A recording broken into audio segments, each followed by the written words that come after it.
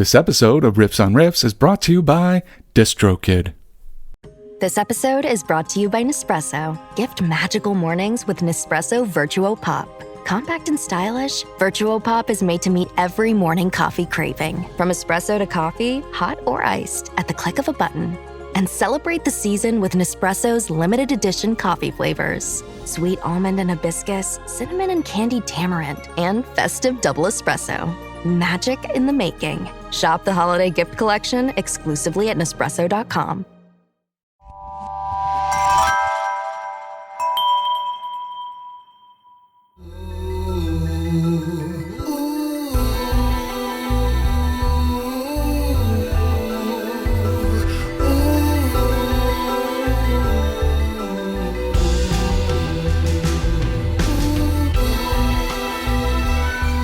Well, hello and welcome to Riffs on Riffs, where today we have a special treat for you because we have not one, not two, but three that the ladies will love. It's a trifecta. Trifecta.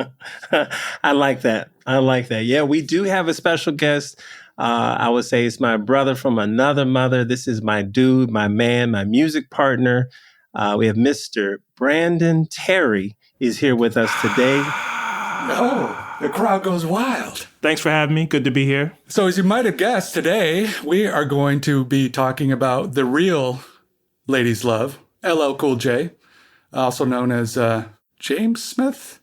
James Todd James Smith? Todd. Todd Smith? James Todd. Mr. Smith, by moniker and by album name, who recently kind of surprised, I don't know, were you guys surprised by the drop of The Force? I didn't know it was coming. Did you guys know it was coming? I knew it was coming. He's been planning it for a while, so I never saw an official drop date, but I knew he was working on it. Yeah, it's the same. You and I, we had talked about it. You had let me know that, hey, LL's coming out with an album. And I was like, okay, cool. But then he let me know who was going to be producing it. And that's when I got excited. LL doing an album, cool. I'm here for it. LL doing an album and Q-Tip producing most of it is fantastic. And then the singles kind of rolled out. I mean, the song that we're talking about today specifically is Murdergram, Deux, right? Deux. Murdergram, Deux. It's duh. Duh. I need a little bit more a little less doo-doo and a little more duh. True that. The interesting thing, I think there were a lot of people that heard the title of this song and were a little bit confused.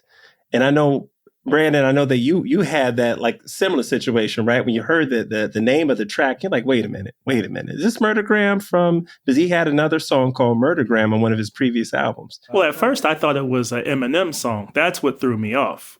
And I'm like, Eminem featuring LL, that's interesting. And then he called it Murdergram. So that's what threw me off. Yeah, then I realized it was the opposite. Have M and LL done tracks before? Or is this their first collab? This is the first time I've ever heard, at least that I can remember. Which I found interesting that LL would reach out to Eminem. I would definitely see it the other way around because Eminem has a great appreciation for the legends. So I could see him reaching out.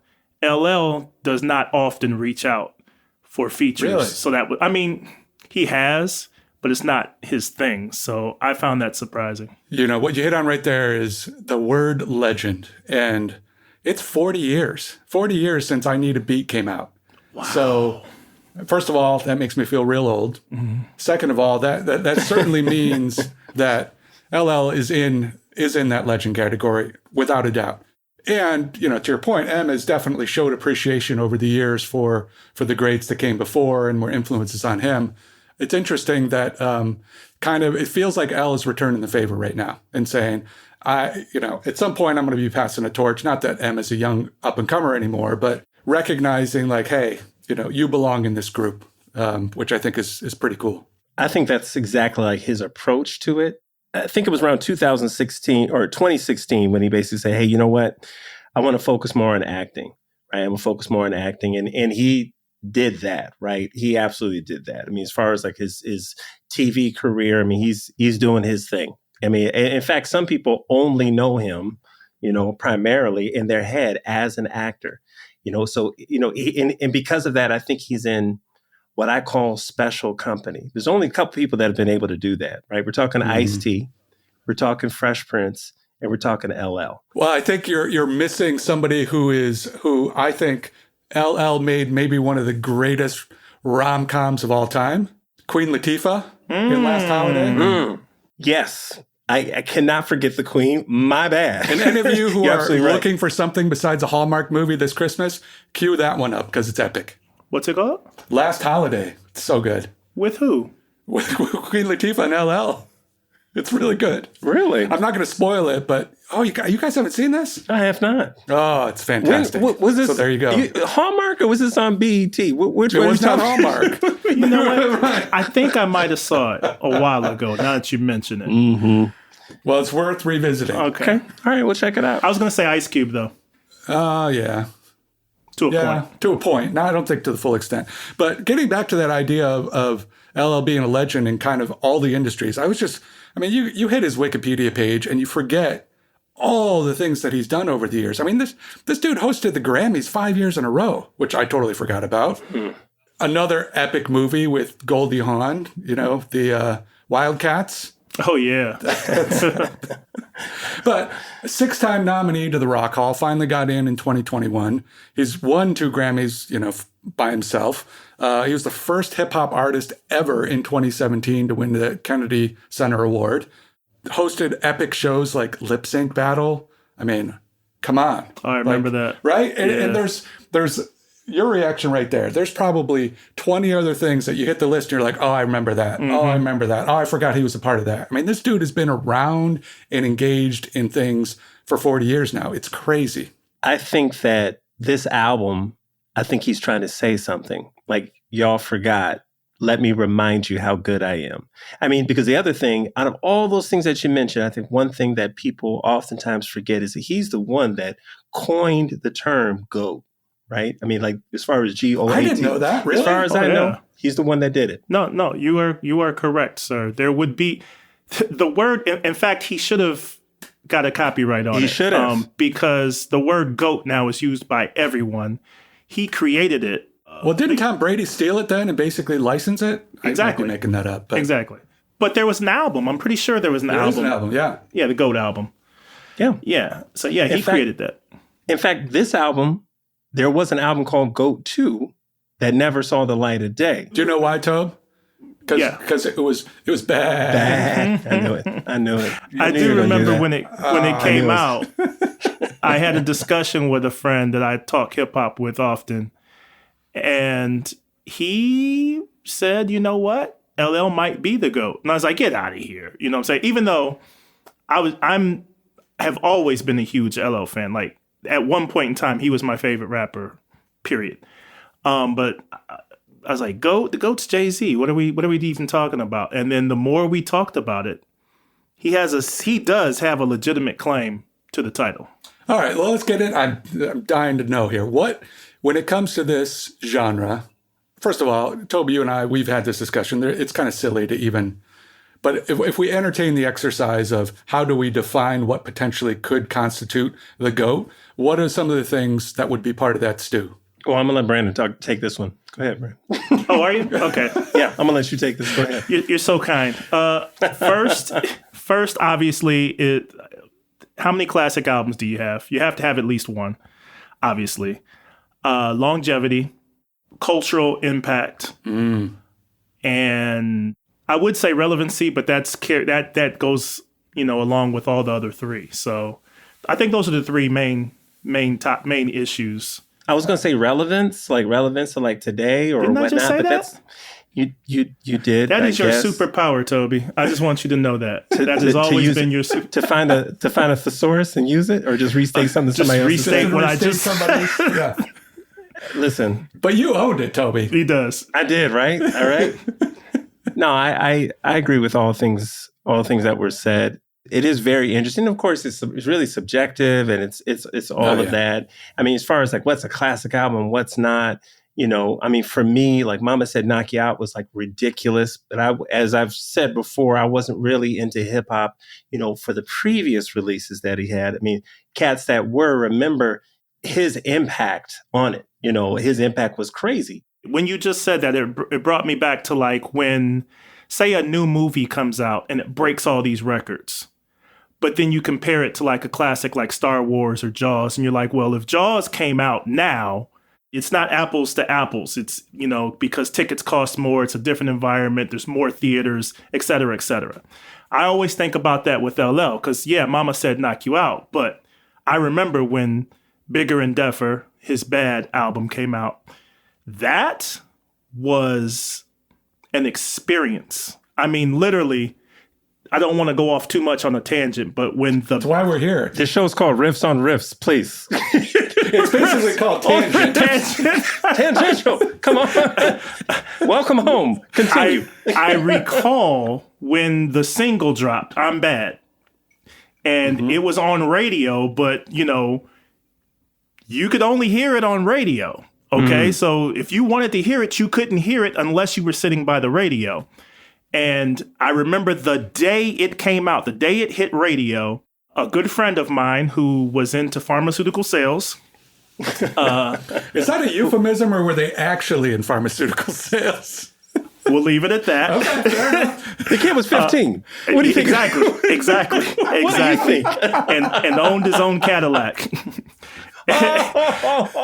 Wow. He's a really good salesman. Me and another friend washed this guy's Cadillac because he had it on a tape. And he just played it on a loop and we listened to that thing and it was a spiritual experience. I couldn't stop listening to it. Yeah. It was like I'm listening, but I felt like I was watching a magic trick. Like, how is this happening? How does this sound this good? And so I remember that day and the impact that it had. Yeah. And then for the album to drop and be even better was ridiculous. So again, my point to say, if that had come out now, comparably, it would be one of the bigger albums ever.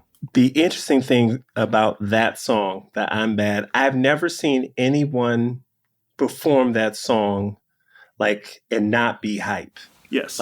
All It's the impossible. way through. It is impossible. I mean, they're doing all of the motions. They act like they're actually performing the song. Literally. The one line about the shark fin and all that. I mean, that is ingrained in my mind. I see people do it all the time and I'm like, wow. I'm talking men and women. That's how popular that song was. That's how much a deep impact. And like you said, it's different back then. You could only catch it on the radio.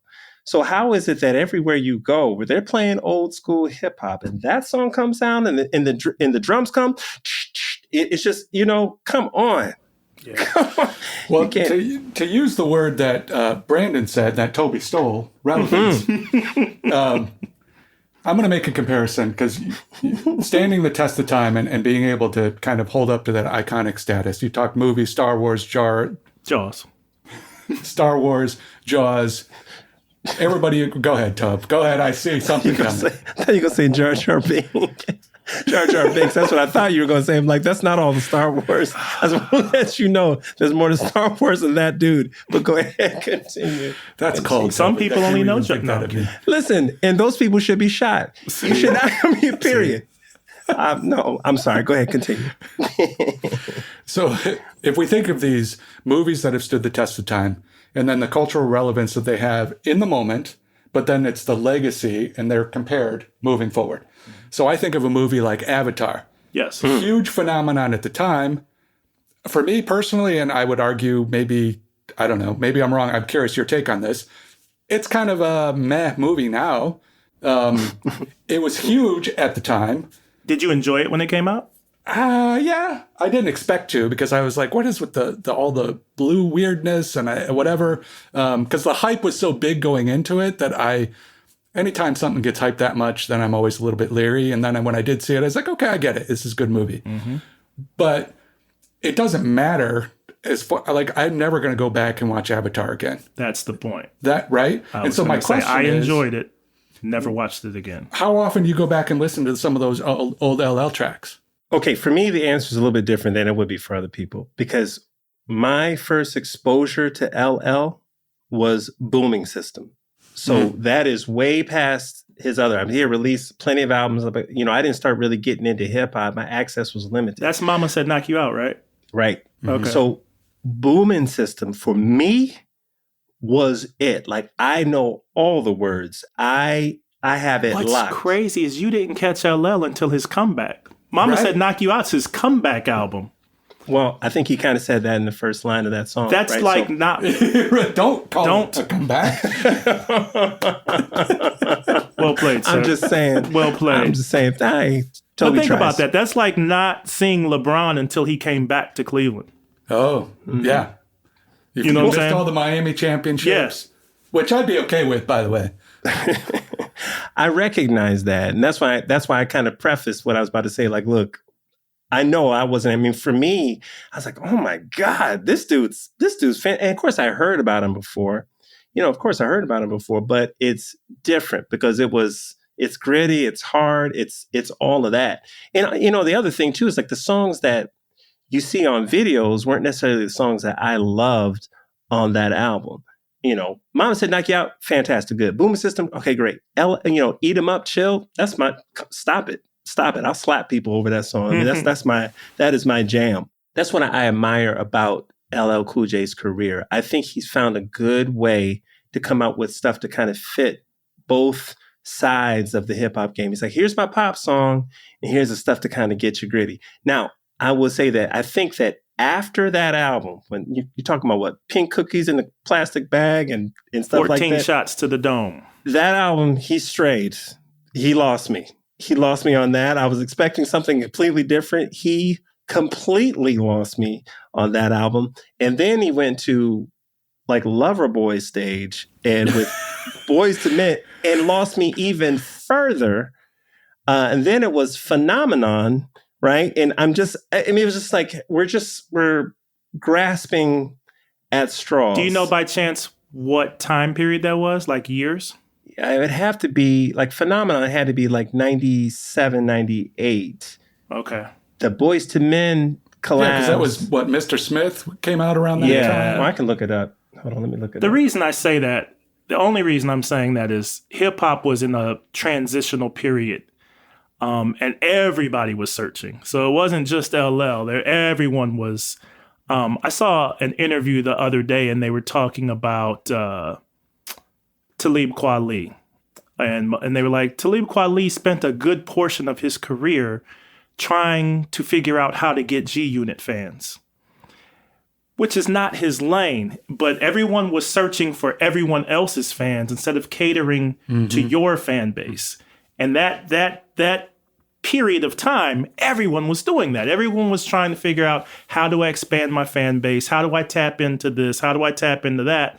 When you already have a built-in fan base, and if you do what you've been doing, that was the key to success. So I agree with everything you said, To. I agree with all your assessment of all those albums, but at the same time, I think the entire industry was going through that. That's fair.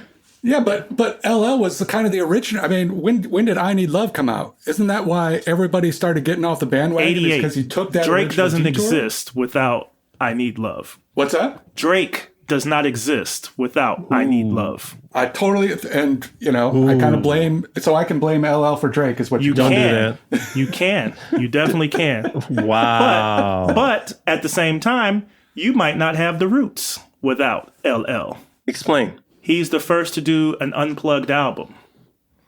Ooh. Actually, I don't even know if it was an album, but it was a performance. Yeah. It was a With performance on Yeah. MTV. I remember he was the first hip hop artist to do his entire album to a live band. Dang. And I'm pretty sure there were some dudes in Philadelphia that saw that and said, I play can do drums. that." Right, I play drums. Right, I play drums. right, exactly. Well, I played rap. bass in school. But isn't that why he came out with Mama Said Knock You Out in the first place? Is because he got so much backlash from doing some of the slower jams, and people are like, oh, you're getting a little soft, whatever Yeah. that means. And Walking with the Panther album specifically. oh, was it? Okay. Yeah, that's the album before Mama Said Knock You yeah. Out. And I don't know if I've ever been more disappointed. I was hurt. I was hurt. There are legitimately 2 really good songs on that album, but it's just 2. Were you more disappointed with that album than you were with the Lauryn Hill album when it came out. Wow. That's a good one. That's a good one. Because that hurt you. I know that hurt you deep. So here's the thing. I was hurt with the LL album, okay, for two reasons. One, he was my idol at that time. And two, amongst my group of friends at that time, we were split down the middle. Half of us were LL Cool J fans. The other half was Run DMC. And every day walking home from school, it was a debate. Who's better? Who's better? Who's better? Well, just you wait for this Walking with a Panther album. Just you wait. You'll see. And the entire crew, my entire crew is in the basement. Pop the cassette in. First track. Second track.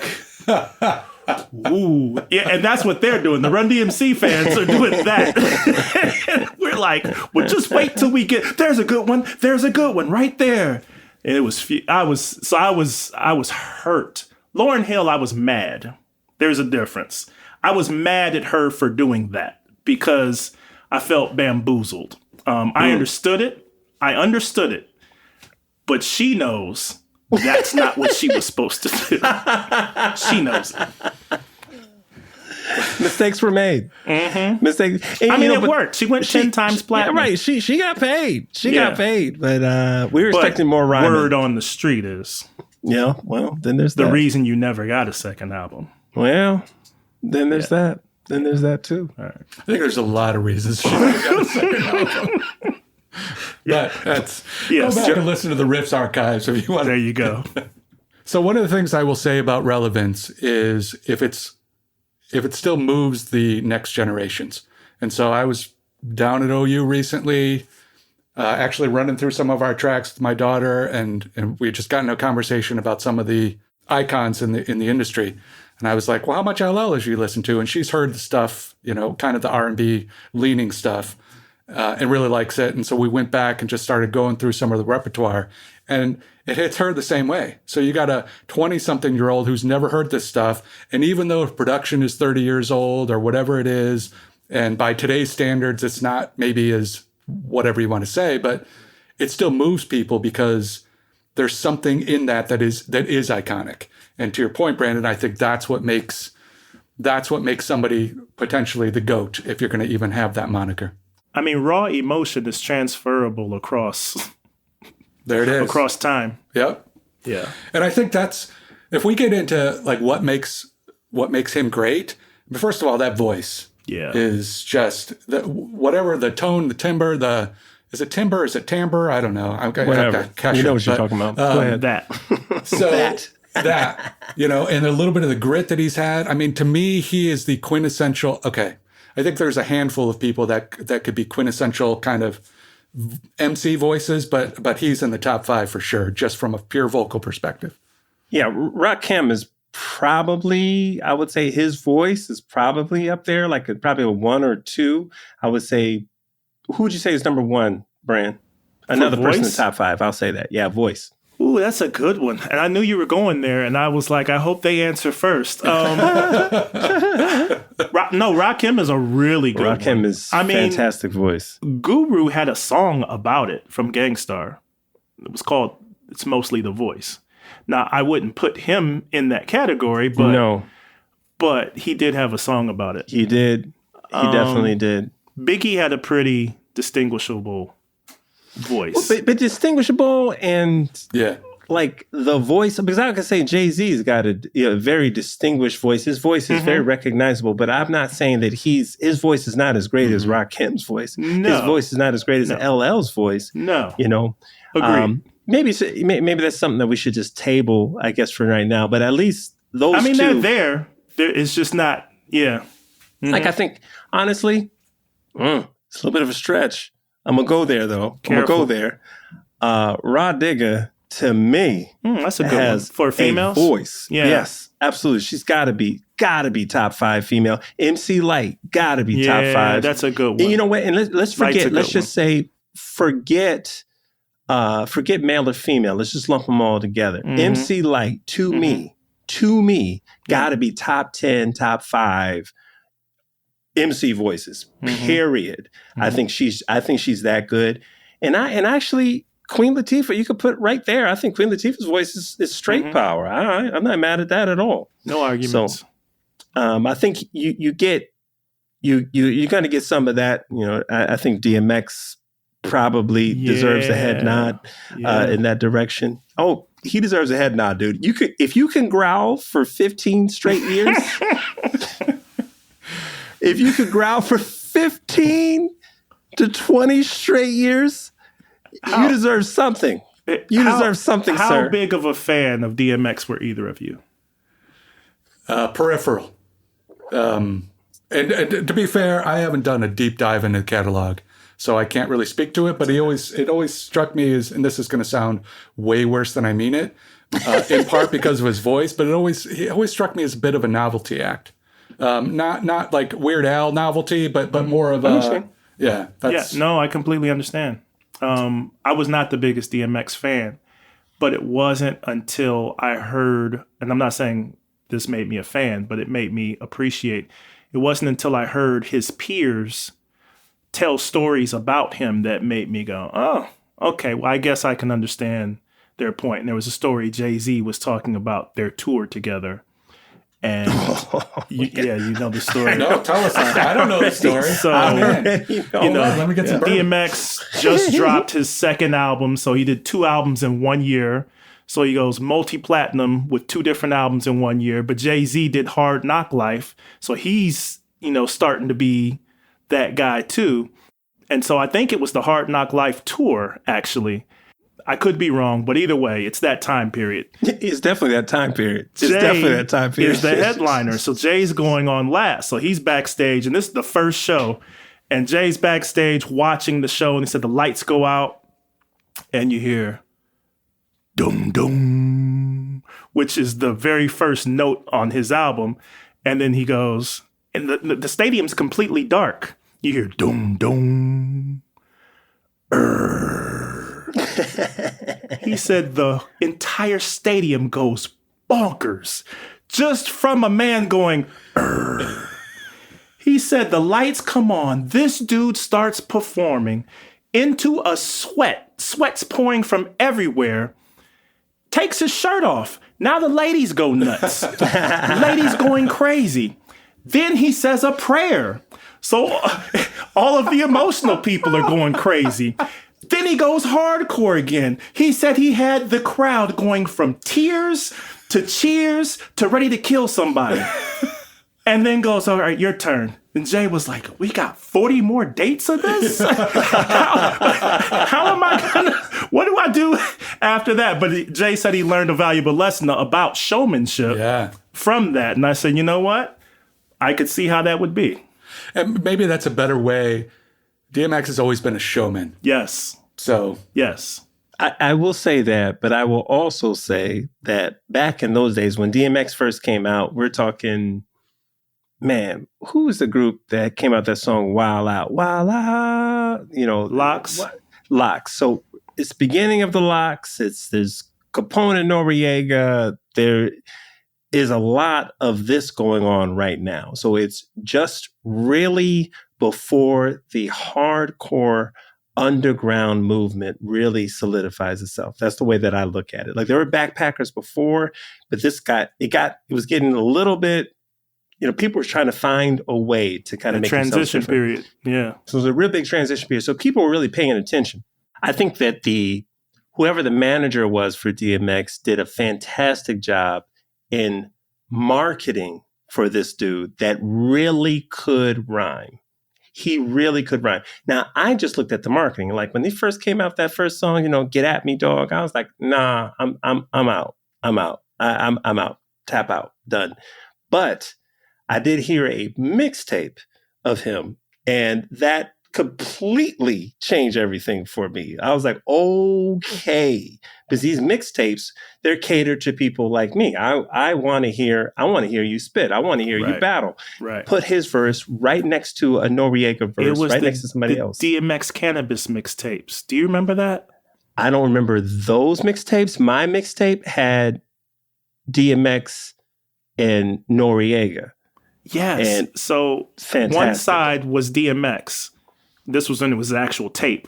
One side was DMX, the other side was Canibus. So you had the best of DMX, best of Canibus, and that was one of the more popular mixtapes at that time, and they got circulated. Now, I'm lyrics, always have been, so I was partial to the Canibus side. But I said, okay, this DMX is cool. It was good. It was a whole lot better than what I thought it was going to be. I can tell you that. I thought, it, like you said, Joe, I thought it was more novelty than anything. This episode of Riffs on Riffs is brought to you by DistroKid, your ultimate partner for taking your music to the next level. With DistroKid, uploading your songs or albums to online stores and streaming platforms like Spotify, Apple Music, and YouTube Music is easier than ever. Plus, you can easily pay your collaborators with splits and send large files securely to anyone with Instant Share. And guess what else? You can get a YouTube official artist channel for free via DistroKid. You can send credits to stores, and you can use Hyperfollow to promote your release. DistroKid has everything you need to succeed in the digital music landscape. But that's not all. DistroKid now offers a convenient mobile experience with the DistroKid app, available on iOS and Android. With the app, you can manage your releases, track your streaming stats, and even withdraw your earnings, all from the palm of your hand. And for the artists looking to perfect their sound, there's Mixia. With Mixia, you can put the finishing touches on your tracks in minutes, ensuring they sound polished and professional every time. And if you need to share large files securely with collaborators, producers, or playlist curators, look no further than Instant Share. It's free to send up to 1 gigabyte of files, and your music will stream at the highest quality, making the best impression possible. So why wait? Elevate your music career today with DistroKid and unlock a world of possibilities. Riffs on Riffs listeners get 30% off their first year at DistroKid by going to distrokid.com/VIP/riffsonriffs. The holidays are in full swing, and Abercrombie Kids has everything on their wish list. Check it all off during their Get Gifting sale. Start with festive outfits like sweaters and dresses for holiday parties. Then finish up with cozy sweatshirts and sweatpants made to mix and match all winter and beyond. Get gifting with Abercrombie Kids in the app, online, and in stores.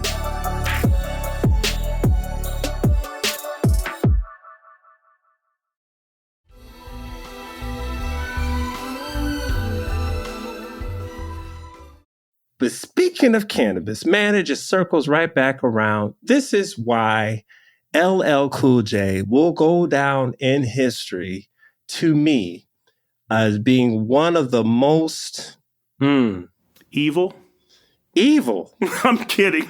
I'm kind of not kidding. That was no, you're not kidding. I feel you're being like nice. he did Canibus wrong, man. And he did Canibus like very I said, wrong. I'm a huge LL fan, but I believe he was wrong in that situation. He ended a career. I don't know this story. Yeah. Regale Oh me. my God. Okay, so Canibus. And the audience, because I think we have people listening. So, Yeah. Well, there's an MC by the name of Canibus. is it the same guy that was doing pharmaceutical sales with Brandon? Different type of cannabis. Different type of Negative. cannabis.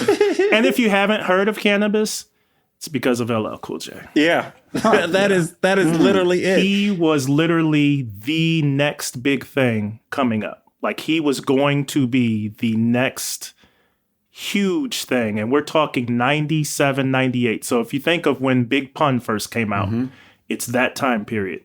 Canibus was making guest appearances. He was doing mixtapes. There have been very few that I can think of. He was one of those people that made me stop rhyming because I said, I'll never be that good.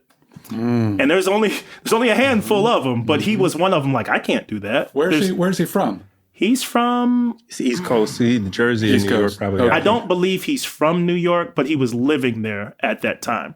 So his verses were legendary. Like, oh my God, no one rhymes like this. He is super scientific, but gritty and still street level. It's Great voice, too. And his voice, that's a Great good one. voice. He had it all together. And so everyone was rushing to sign him. Who's going to sign this guy? Who's going to sign this guy?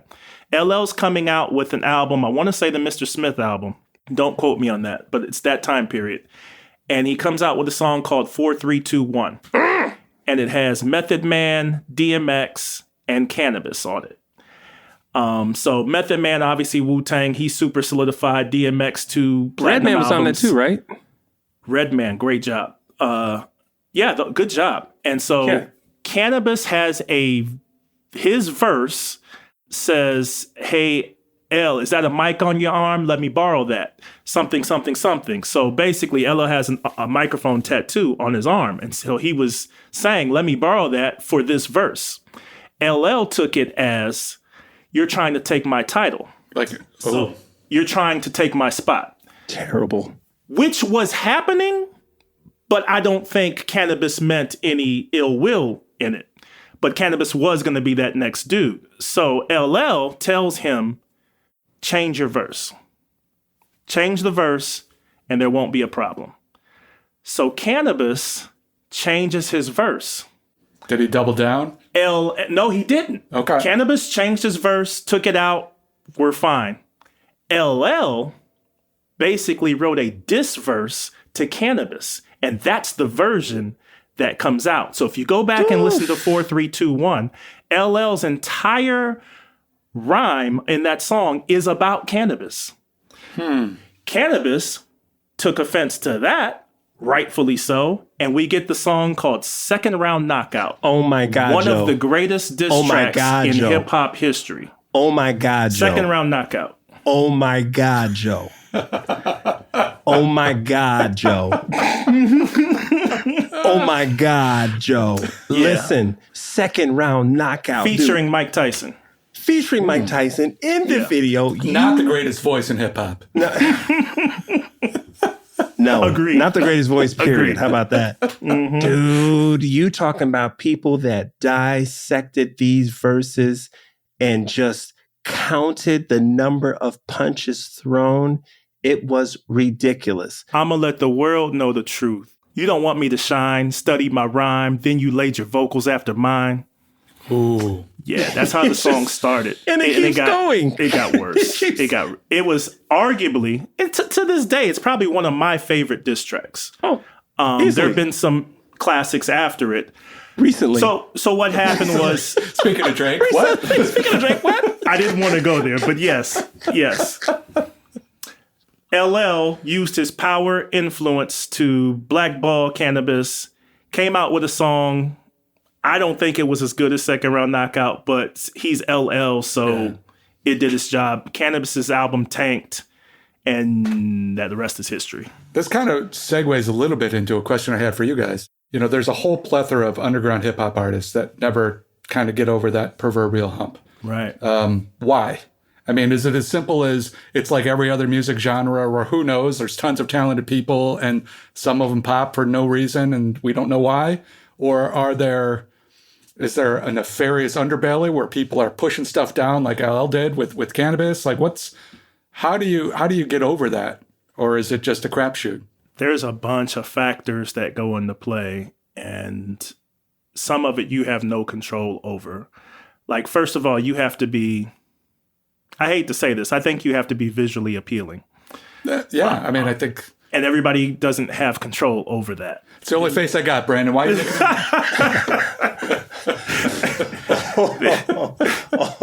Third round knockout. Here we go. Right. Here we go. Because we're talking about, mainstream, becoming mainstream. Is that the thing? Yeah. Yeah. There's very few unattractive mainstream artists. Although I do think that's changing, ironically. And I'm all for it. Yeah, same here. The time period we're talking about, that was one of the things. Obviously, you have to have a radio hit. Because I can't think of many. I mean, it's not that there aren't any, but there's few and far between that don't have radio hits that. So do you have to lean pop at some point in your repertoire, no matter how underground you are? Essentially, you've got to have something that is radio friendly to appeal to the masses. I for the life of me, for my entire life, I always thought no, but I don't think there's been an artist that has had the leeway to prove that wrong. Like even Eminem selling a gabillion albums still has to make that pop syrupy first single to get his album to come out.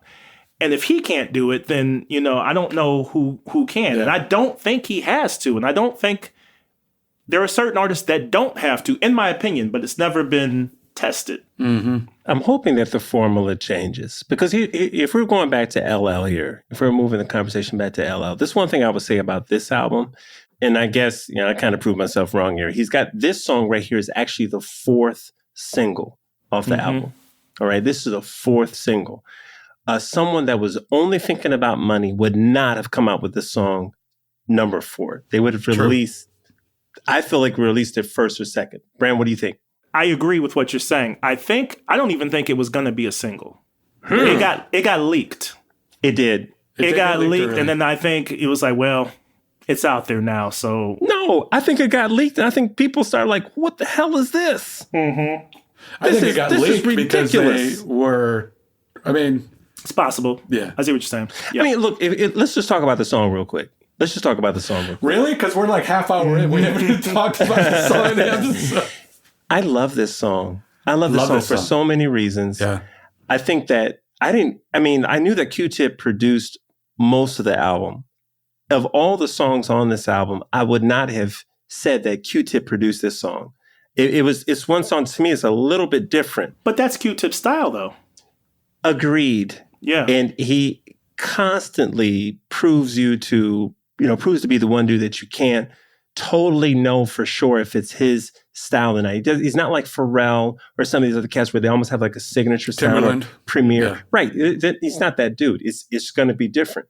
But for LL to listen to the track and say, you know what? I think M will sound really good on this. Let me call up Eminem. And then for them to both be writing back and forth, just coming in and out of the recording sessions, I think it's disgusting. Disgusting meaning good, right? I think it's lovely. I love it, the way that they flow over it. Let me tell you why I feel that LL is important. Why I think that Jay-Z is important.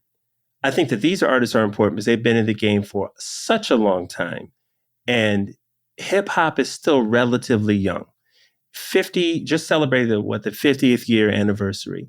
And one of the things that I feel that is so important with established genres of music is that you will have cover bands covering your stuff. I know that sounds crazy and fickle, but having people do hip hop in a cover band style is amazing.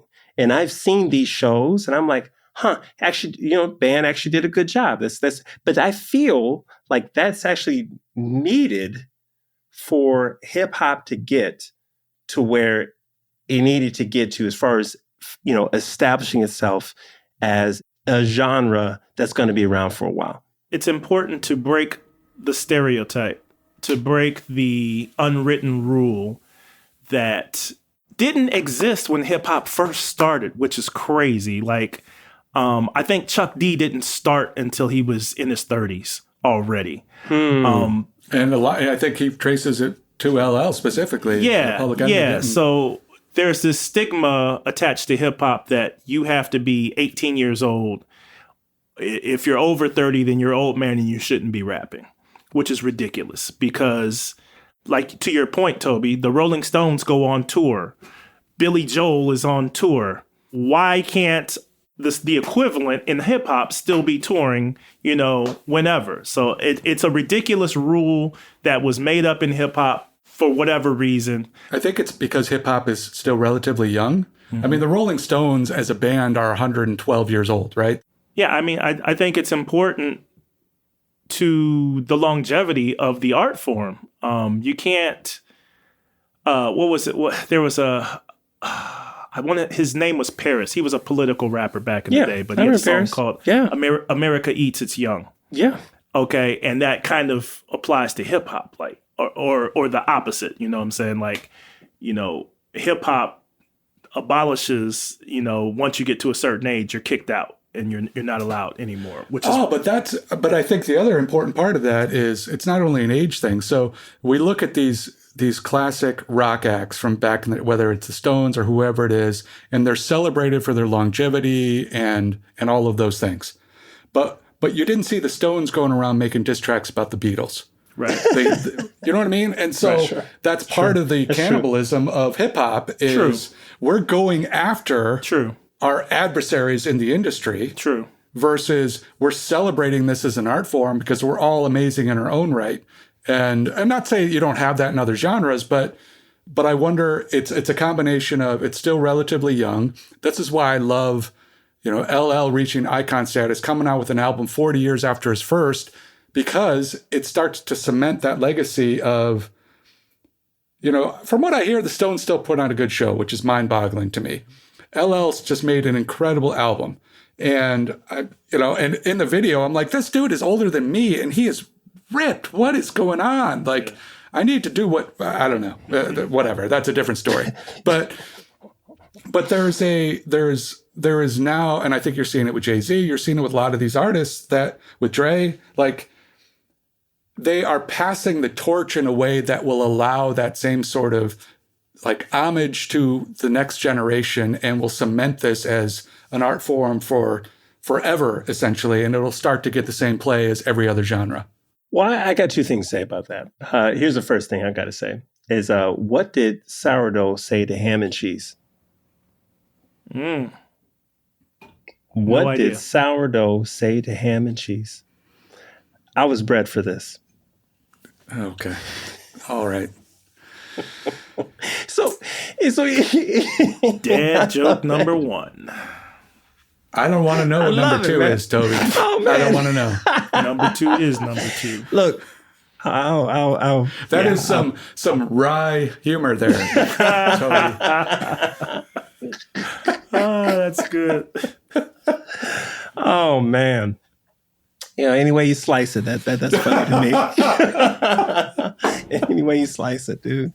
Any way you slice it. Guys, stop loafing off. Oh, you're right. You're right.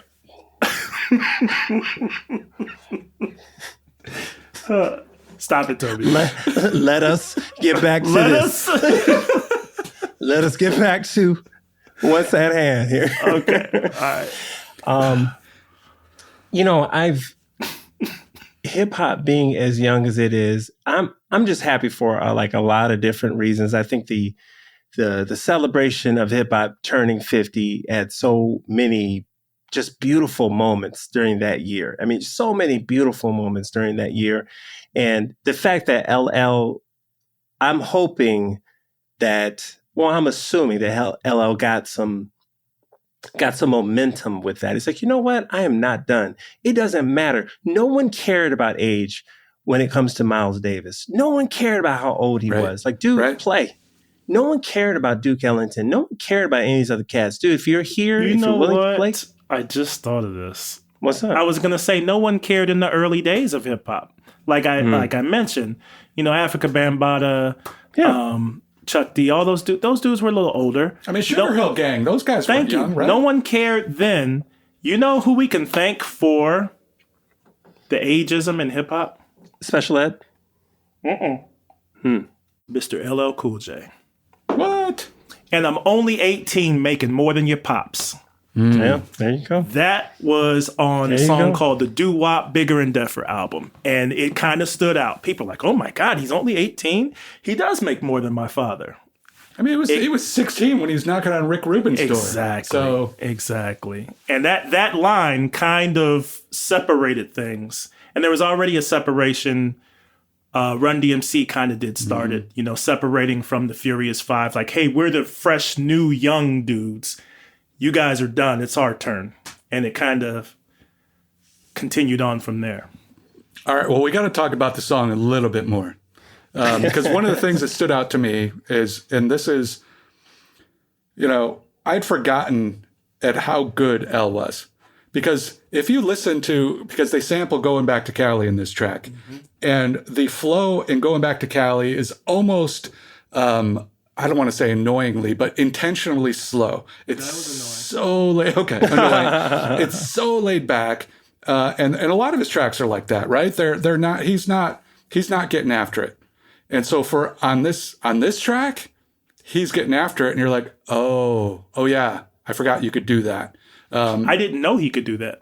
Okay, Keeping Up with M, in a pace, just pace wise, I was shocked. I was surprised. I haven't heard L rhyme at that pace before. Now, he's had some high energy songs.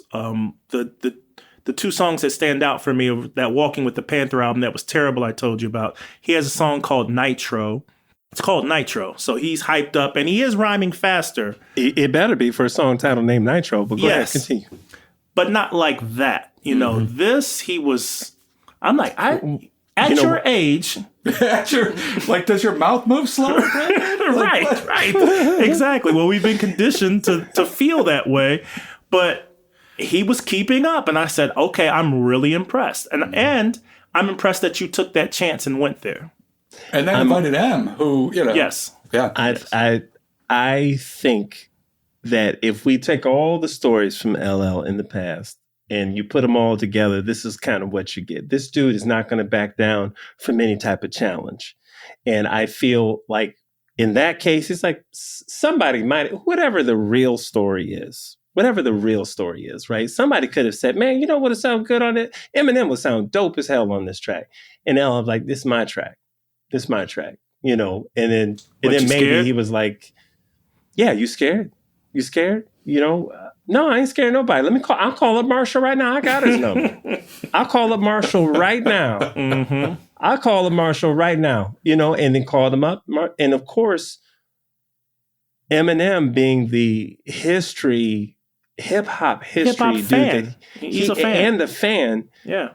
He's going to do something. I mean, you know what though? Wasn't Eminem the dude that, I want to say a couple of years back, didn't they do like a celebration of LL Cool J as a whole? And wasn't Eminem part of that celebration? Yes, he was. Yes. Performing? Yes. And I think he split the song with the Kennedy Center. Right. Might He be split right. he split the song with Black Thought as well. So, these cats know each other, even though they haven't done songs together. These cats know each other. So it wasn't just nothing but a call. But best believe there was definitely some competition involved with that. And I think that I credit that kind of mentality to how he is in acting. If you've seen LL act, LL is believable. He is just as believable as anybody else there on the screen. And it's because I think that when he locks in, he locks in. That to me, the most beautiful thing about this album is that he hasn't released an album in so many years. And then he came back and wasn't just okay, but he was great as far as his flow, his cadence, just the rhyme scheme and actually writing it. Yeah, dude, you're locked in. I don't have any complaints. You're good. Let's go. My biggest takeaway from this album, my biggest appreciation for this album is two things. One, I appreciate Q-Tip doing the majority of the album. I have grown to realize that I think as far as hip hop goes, I like one producer for an album. I used to, you get Pete Rock did this and Premier has a track and such. A lot of times they lack cohesiveness. Not that it hasn't been done, because Illmatic comes to mind, and it is probably one of my favorite albums ever. And there were nonfiction. Yes, well, because they tried to copy Illmatic. I don't know if you knew that or not. The same producers Nas used, they went to try to get the same producers to make their album. But on average, one producer, I think that you get your best results. So I realized that the one thing we never talked about was why Brandon's here in the first place, other than we love Brandon. Why am I here? Why Brandon's also wondering why he's here. What is going on? So first of all, why don't you give a brief history of E.com, talk a little bit about, I don't know how deep you want to go, but yeah. So E.com was a group that Brandon and I are in. It's just us. Beforehand, there was another group called Mentally Arrested where we met. Brandon and I met. I had a group called Haiku. Brandon had a group called Mentally Arrested on campus. That group dissolved. My group dissolved. We ended up forming another group called E.com. It was three of us initially. And then things happened. Where'd that name come from? I don't think I even know that. What, E.com? Oh, Yeah. I give that all to Brandon. Just so everybody knows, Brandon is the one that does all of the album names, and he does, and he named the group. Everyone plays their role. Everyone plays a role. I have no idea where it came from.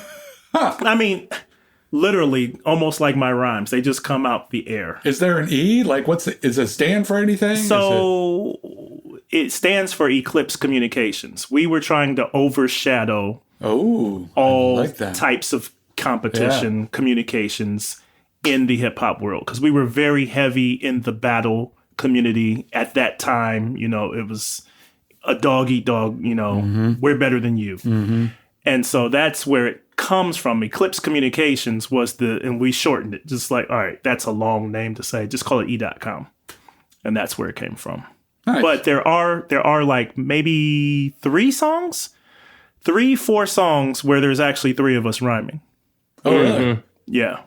Yeah, those are early songs, early in our career. But then, then we became 2. We've released several albums since then, and love it.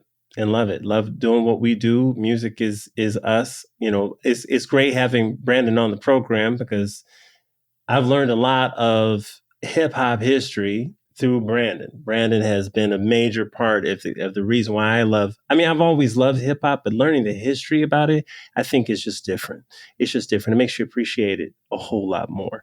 I appreciate you wanting to know that, because I feel like I was blessed to have like lived it. Like it was my life at the time. Like when I did the LL story, like that was my entire weekend. That was my life. I was living for that stuff. Yeah. Well, it's just, there's something about it. I remember, like, when we talked about DMX, we talked about Talib Kweli earlier. I mean, there was a special window where it's like, man, you've got, Mos Def, Talib Kweli, Pharoah Monch, Big Pun, all releasing albums like right around the same time, if not the same year. I mean, the block is hot. That's all I can say. Like the block is hot. I mean, you're talking about hip hop, just a renaissance, and for all of that to happen, and just like I say with R&B singers, right? You can have all these classic albums that could be released, and I used to love listening to or reading their liner notes and just saying, like, how many people in this? Let's take, for example, the neo soul movement. How many of the people in this neo soul movement all thank Stevie Wonder? How many? And there's a ton of them. Well, the same way that Stevie Wonder is that important to them is the same way that LL Cool J is important to this class, to all classes really of hip hop. I feel like if people really, whether really they know break it or not, down, whether they know it or not, if you like pun, great. You better love Cool G Rap. You can't forget Cool G Rap. You got to go through Cool G to get his style. He's the father of the style, period. Yeah. It's different. We have another reason, a little more of a sneaky reason to bring Brandon on. Oh, yes. I see what you did there. Okay. So this episode is going to drop on Toby just saw October 29th. And 2 days later, Tobe and Brandon and I, with Toby's brother Jason, another friend, we shouldn't even give real names because, it doesn't matter. Indeed. Monikers. We are gentlemen of a certain age, and we've been working on a project called The Silver Foxes. And our first single is going to drop on Halloween. And so we wanted to give a little plug. If you're a fan of this pod, we wanted to introduce you to Brandon. Obviously, you get a sense of what an amazing human he is. Phenomenally talented artist, and it's been a thrill to work with him. This project has just been good for the soul, I think, for all of us. Indeed. And I think especially as men of a certain age, it's hard to find these pockets of brotherhood. And it's just been a beautiful thing to be a part of, and we're stoked because we think the music is really good and that you're going to enjoy it. I think the message in the songs, we write different now. We write different. I mean, it's just different than how it was in the past. As Brandon mentioned, we were all about like the braggadocio, the battle rap type style. Now we've got children that are looking up to us. We've seen We've had friends pass away. We've seen friends go through a whole like marriage, divorce, whatnot. Homes have been bought, homes have been sold. I mean, jobs, careers, it's a lot. There's a life lived already. It's a life, right? It's a life. But we're still... Hold that thought, Toby. Go ahead. Please, because I want you to finish. But I also want to say, the 21-year-old me is hearing you talk right now about us, saying like, oh my God, I don't want to hear that trash. What are you guys talking about? You're talking about growth. So I just want to interject and explain to that 21-year-old voice in the back of my head and say, no, it's the same fire, same passion, just about different topics. It's a little about bit, real life things, about real life stuff that everyone goes through and everyone lives with the same, nothing's lost here. So just because we're talking about something different doesn't mean that the quality goes down. Well, and I think to your point, getting back to the idea of hip hop being a young man's game, well, there's a whole lot of people our age who are not going back and listening to new artists because they're not talking about stuff that's relevant to us. If you're 18, your life is different than a whatever age we are. And so part of it was we still have something to say. We still have the same passion and fire and the way we want to say it. But they're just, to your point, they're just different topics. It's just different and stuff. There's a whole generation of people that can relate to that. Yep. Yeah. Very good. Totally agree. All right. So look for that drop. I know our producer's going to kill us because we're running long and he has to get out of here. So sorry, Chris. But what a fun show today, gentlemen. Thank you, Brandon. Awesome. No, thanks for having me. I appreciate it. Yeah, we got to have you back, man. Definitely got to have you back. As always, we appreciate the listens. If you enjoyed the show, please give us a review. It really helps. Write something nice. Give us some stars. Tell your friends. Give us all the likes. Find us on social. And thanks for the journey. As always, Tobe, hit him with the dismount. Huzzah. Keep listening.